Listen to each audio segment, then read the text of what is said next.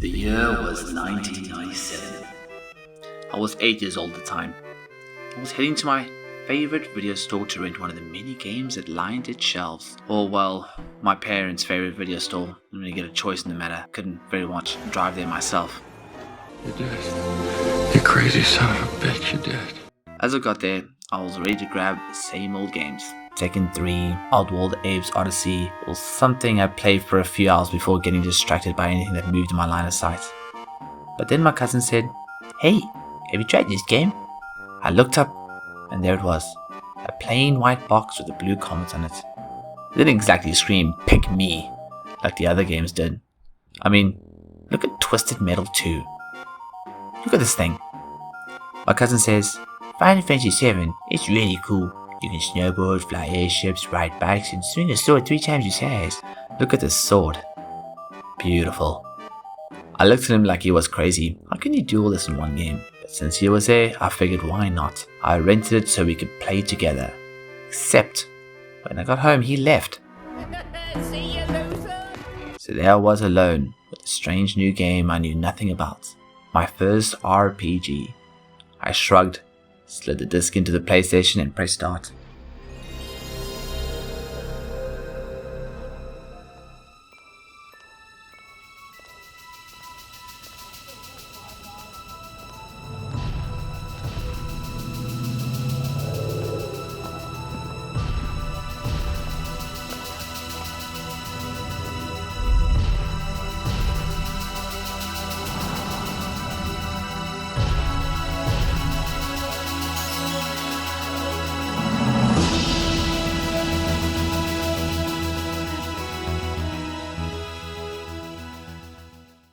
Now, you gotta understand something. Back in my day, games followed very clear rules. Wizards had long beards and big ol' hats, looked like my grandpa. Warriors, jacked, oiled up go-go dancers, and monsters were never whatever this thing is. Seriously, what the hell is that? So when I started Final Fantasy 7 and saw Cloud, some blonde K-pop singer with a sword bigger than him, I thought, what in the name of Gandalf is this?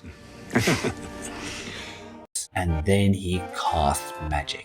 That's when I drew the line. Where's his wizard hat? His beard? Why does this sorcerer look like he's about to walk a Paris runway? It didn't make sense, but hell, I was in. I froze that little dog like a hot dog popsicle and bonked that Shinra soldier like he owed me money. That's when I knew this game was something else. It was a Sunday night, school's the next day, but I played every single minute, every single second.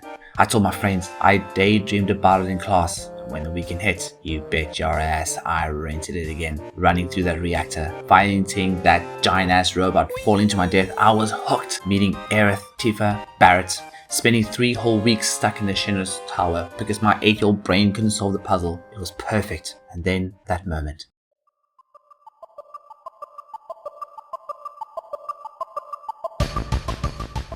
Cloud jumps on that steampunk bike. I didn't care about anyone in that little taco truck behind me. I was whipping that sword like I was in an anime opening. Didn't hit a damn thing, but I was having fun doing it. Eventually, I reached the boss. This huge demon-looking truck died like 5 times. Somehow won. And finally, I slid down the rope and I thought, wow, what a game. You see, now at this time, I thought it was the end. I thought there was nothing else. I was waiting for the ending credits. It didn't come. I was running around, eventually went off screen, and there it was. A whole freaking world. I was blown away. There was nothing like it at that time. My first open world experience. Well, kind of at least. As far as I was concerned, I could go anywhere. When renting video games from the video stores, you never really know what you're going to get. Sure, anyone could rent a game. Old people, kids, sometimes little brothers who probably use it as a frisbee.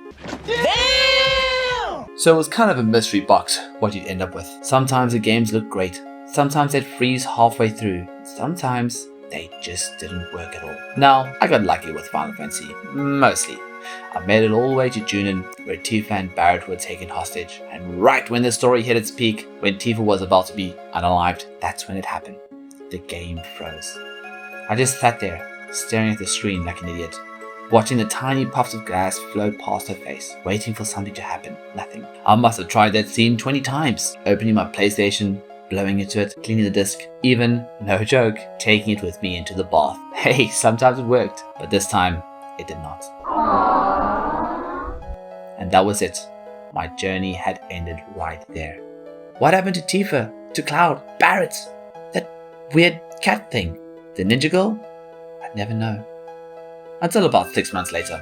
I was walking through a game store one day and there it was. A second-hand copy of Final Fantasy VII. $12. I begged my mom to get it for me. And, miracle of miracles, she actually did. I sat in the car, reading the game booklet over and over, 12 times, front to back. Or is it back to front? And I finally got home, I popped the disc in, hit start, and it worked. Hold on. Can we just stop for a second and just appreciate this video or whatever it is? Now, I originally asked AI to have a boy put a Final Fantasy VII CD into a PlayStation 1, and this is the horror show that I got. I mean, what? It looks like he's popping something into like, what even is that game? Screw taking the CD out of the box. Let's put the whole box in, the entire thing. Pop it right into that. Put the whole thing in. Just jam it in there. Wow.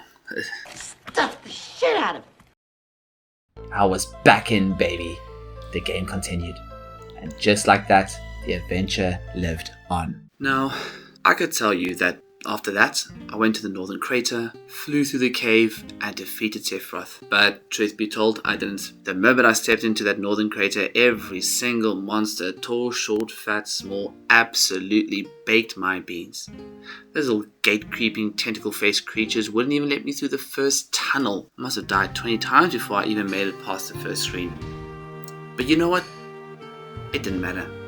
Because for me, Final Fantasy VII wasn't just about finishing the story. It was about living in the world, racing chocobos, breeding them very badly, exploring strange towns and getting absolutely wrecked by those giant earth god monsters. What were they called again? It doesn't matter. I loved every moment. I'd spend hours at the Gold Saucer wasting gil on games I didn't even understand, just to see the flashing lights and hear the upbeat music. And even though I never saw the ending back then, I actually didn't feel like I missed anything, because the adventure wasn't about beating Sephiroth. It was about discovering a world that felt alive, mysterious, and completely unlike anything I'd ever played before.